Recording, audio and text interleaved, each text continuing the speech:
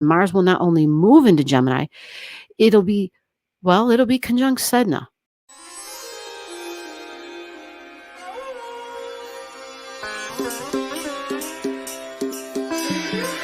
Let's do that. Okay, guys, how's everyone doing? This is G, and we're looking at a chart.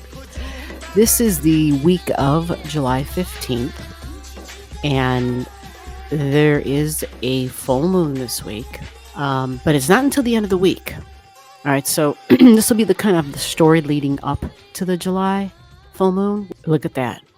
Yeah, you're reading that right, and it's written right. It's July 21st, a full moon in Capricorn at 29 degrees.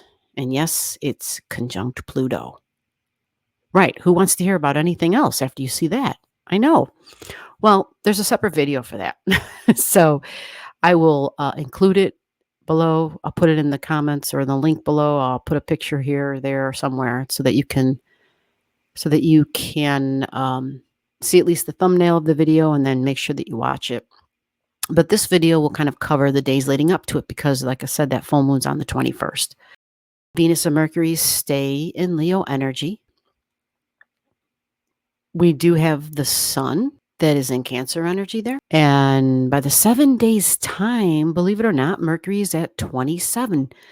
There's a thing that's happening here, and hopefully you've already seen the video that talks about Mercury's retrograde, because this is the space where Mercury's retrograding.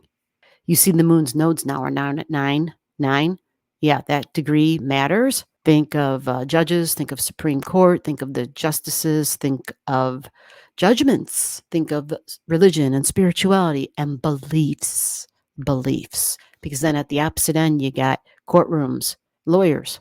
You got the scales of justice, the scales of balance, but some would say this is also the location of partnerships and diplomacy and being able to compromise and meet somewhere in the middle. That would be that Libra energy. And I will add, 7th house, ruled by Libra, is also the placement of open enemies, right? I'm saying this because in the United States, there's just been a lot of partnerships with lawyers and people who were previously in charge, and a lot of folks going to jail. A lot of people going to jail. So a lot of people, whether they're flipping or whatever the hell it is, whatever that's going on, the open enemy thing, like, oh my God, we used to be partners. You know how people used to be married and then they get divorced, they go to divorce court, and all of a sudden it's like, yeah, you're enemy number one. Not always, but it can kind of turn out that way. We think of people who've actually done time already and who are speaking openly about the time that they've done, doing the bidding of another. So to look at this trine energy, it's to the Neptune and the Nessus. Just on the beginning of this week, we happen to have the moon here at this particular time. The moon is a really quick mover. So this isn't like an event for like a full moon or a new moon. It's just, we got fireworks in my windows open. We also have the two Venuses in Scorpio. So this is shared energy. The moon, shared energy, shared resources. We think of insurance money, death, taxes, like that's all Scorpio stuff. Pluto rules this, so keep that in mind. Mars and Pluto. We have Pallas Athena there. Pallas Athena. She's got that diamond head. She is a strategist. Feminine energy. Lots of feminine energy here to kick off the week. Scorpio energy. These people dive deep. They're the super detectives of the zodiac. You go to battle, you want these people on your side. The trine, something easily occurs. It's a water trine. It's Scorpio to Pisces energy. And a refresher real quick, the Pisces energy, having Saturn there, rules, restrictions, structure, order, going according to the book. There's a manual for that, and we're going according to the manual, right? People who are performers, politicians, public figures in whatever way you can think of, movie stars, rock stars, musicians. That's why we put politicians in that category, because they're always giving us grand performances, right? We're going to keep an eye on Pluto, who's at 102 here, retrograde at 102. All right. I want you to look at Sedna. These don't move fast. They're very slow, but they're getting very close to each other. Pluto's going backwards. Sedna's here at 058 moving forward. Sedna is more than twice as slow as Pluto. Therefore, Sedna's power is actually stronger. Can that be real? Well, we're going to find out. This is feminine energy, folks. Wrongs, feminine energy. Used, abused, and left for dead. Sedna energy. Mars conjunct Uranus, and here it is. But that's not all. It's conjunct Algo. You see that? Uranus and Algo. That's where Mars is at. It's a big deal. It's a big deal. And we kind of talked about that already, but it's going to be taking action with the values. So it can be the banking sector. It can be with interest rates. We think of somebody who is an authority figure with something that I value. All right. Mars is an action planet. Wherever it is, it's moving, it's shaken, right? And it's in Taurus. Taurus is the creature comforts. So we can think the planet, we can think food, but we can also think taking actions for peace. I know that seems insane because Uranus is all about disrupting Taurus energy. Taurus loves peace. It loves beauty. It loves the creature comforts. It wants things to be just so, right? It has a schedule. It wants to stick to it. It's a very fixed energy. It's reliable, dependable. And part of that reliability and dependability is like, I just want a set schedule. It's not going to be a person, sometimes you get those people who enjoy, well, this week we're on nights. This week we're on, whatever, right? They switch. I forget what they call that, but they rotate, right? And me personally, I couldn't handle that. Not at all. I need one set schedule and then I could handle it. Other than that, I just don't function well. Literally do not function well. When Mars is in Taurus, it's going to want reliable, dependable energy. It's going to want a reliable, dependable plan, something that's really grounded into the earth, something that makes sense. And it's going to want to try to really, really stick to it. Mars can carry weapons, which is why I mentioned maybe there's a plan for peace and maybe that has something to do with weapons. That's a possibility. Somebody in charge, though, is part of this picture. Okay. Jupiter's at 11 here this week. It just got done being conjunct Aldebaran. So it's almost like this week pales in comparison to the previous week until can of worms. This is the can of worms, I call it. It's Pandora's box. She is now at 0 degrees in the sign of Cancer. So I think women again, but also the homes and the housing market, family. The past is a big deal. The past with women. The sun is an authority figure and it's sitting here. But as this week goes on, the sun is going to move, right? So for this week, the sun is trining. I didn't draw it in. The sun is going to start trining. But look what's at 29. So the sun, as each day goes 1 degree a day, it's getting closer to being in an exact trine with Neptune. 29 degrees, critical degree, dreams, fantasy, sci-fi, the politics, propaganda, like we're getting a lot of information. Is it fact or crap? And it's getting real because there's an election in the US, right? Not that y'all don't know this. Other side of the world across the pond, Pisces, people in charge, 29 degrees, who are not our allies, where it would be in their best interest. It would be in their best interest to ramp up more unbelievable things to further divide the United States. Absolutely. Especially, remember I was talking about the double agent energy of Gemini, the duality, the contrarian, I say duality and contrarian. It's a really nice way of saying hypocritical energy. And with Jupiter there, it is revealing, in case you're not aware, you're like, oh no, they're not like that. Like, well, guess what? Jupiter is going through Gemini to make sure that if you weren't certain before, it can add some clarity, especially when it was Jupiter conjunct Aldebaran. There's a strong indicator of a lot of details that give support, that it's the evidence that says, hey, take a closer look at this. And if you want to ignore it, then that means you might not know, but you might be one of those people who just keep their head stuck in the sand. You don't want to know the reality. And that's okay. But at least be honest and be like, reality is too difficult for me. And just leave it at that, right? Don't try to have conversations and arguments when there might be some stuff that you're arguing about and you're not realizing you're actually arguing for people who are not out for our best interests. And these can be people who, like I said, governments on the other side of the world that are not considered our allies.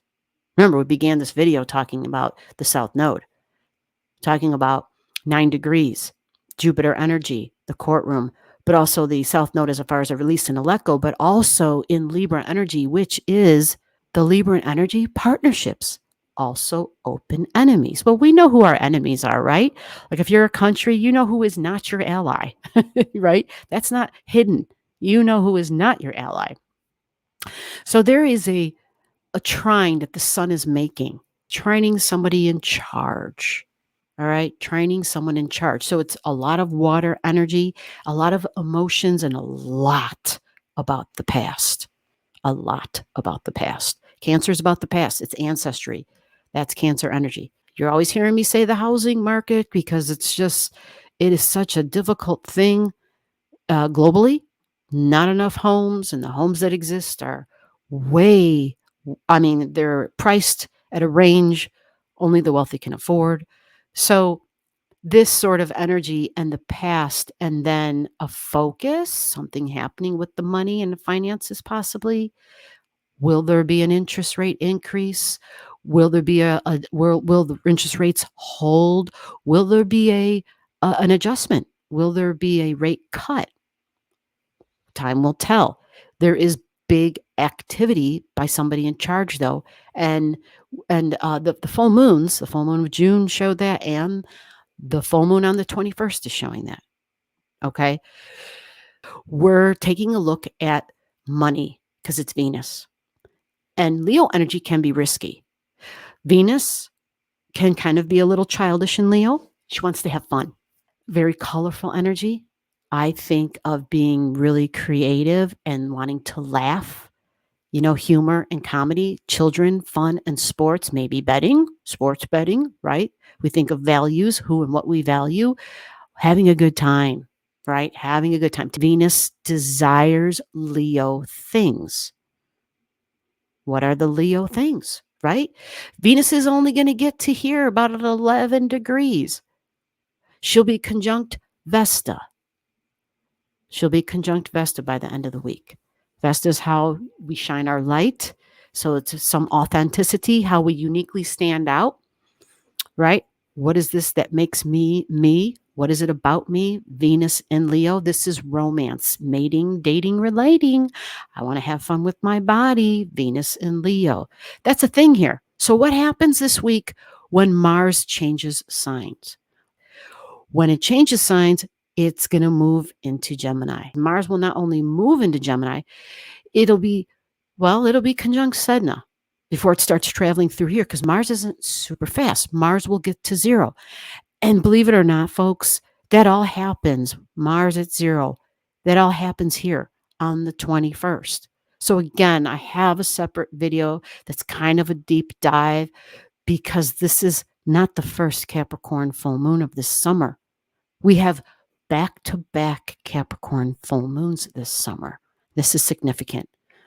People in the government, corporations, big businesses, CEOs, somebody who used to be a figure, an authority figure, who used to be in charge, right? There's a lot of history when you talk about moon energy. Think of the moon as like a reflector. Think of it as a mirror. Think of it something that already is, and it's just a reflection of what was. You follow? So we think of culture, we think of women, we think of feelings and emotions and nurturing. And I'm always talking about the housing market, but in Capricorn energy, masculine energy. The moon is feminine, Capricorn is masculine. Capricorn is Saturn ruled, so it's about literally the word time. It slows things down. Maybe something was moving really slow, and it was like, oh my God, could this move any slower? Maybe it's an end to that slow stuff. One thing's for certain, it's a full moon conjunct Pluto. And when Mars gets to the 0 degrees conjunct Sedna, it will be in a very strong tight air trine. Even though it's out of sign, because this is 29 degrees in Earth, it is definitely making contact. It'll be an out of sign trine. The air coming from Sedna and Mars together, and Pluto over in Aquarius. You see that? Mars and Sedna will be there, and that will be trine energy. And that full moon energy is right there. 29 degrees, right freaking there. The full moon, the Capricorn full moon. Whew. This is a big deal, having 2 full moons in the same sign. And having Scorpio and Neptune in a strong trine. In a strong trine. Something easily happens. History is a big deal here. Something happens, some actions, and it's based on something that happened from the past. Juno and Black Moon Lilith, you see Lilith in the red. She's going backwards. So that means Juno and Black Moon Lilith will be conjunct. Again, Black Moon Lilith is supposedly the one who throws like a monkey wrench into things. So if she's moving backwards and getting closer to Juno, it's Virgo energy. So when Virgo energy is at play, wow, she moves fast. So we're feeling it already this week on the 15th. By the 17th, and Juno is still at 22 because Juno's really slow. So by the 18th, so that 20, 21, 22 degrees is a big deal. By the 19th, they're already separating. So it's the first 3 days of this week, this right here, this Earth at 20, 21, 22. That's where we're going to feel the Black Moon Lilith. Now, with that said, the Virgo energy would square. Let me draw you a line real quick. Virgo energy would square Gemini, and it would square the opposite of Gemini, which is Saggy, you see? But you would have to have something around 20, 21, 22 degrees, okay? And if you do, you're going to feel it.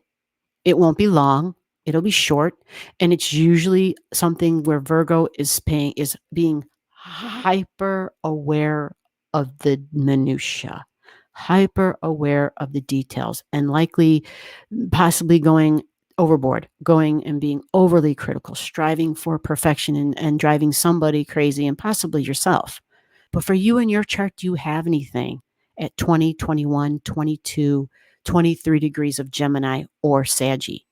Okay, that would be a T-square. It can be uncomfortable. It can be stressful, but it's short-lived.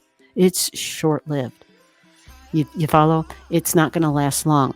And then after that, it's almost like Black Moon kind of disappears a little bit because she'll be at the opposite of Saturn, Pisces. And at the opposite of that, Saturn throws in some of those restrictions. Black Moon is told to be quiet, sit down, it's not your turn. Like an authority figure kind of steps in, you see. 17th, 18th, 19th, 20th at the latest, and then we're at the 21st, the big full moon. And there it is. There it is.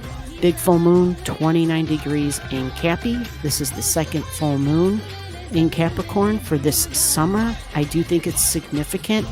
And I have a whole other video for you to deep dive on that. And we'll leave it at that. We'll leave it at that. Hope you enjoyed the video. Appreciate your time. And I will see you in the next one. Take care. Bye-bye.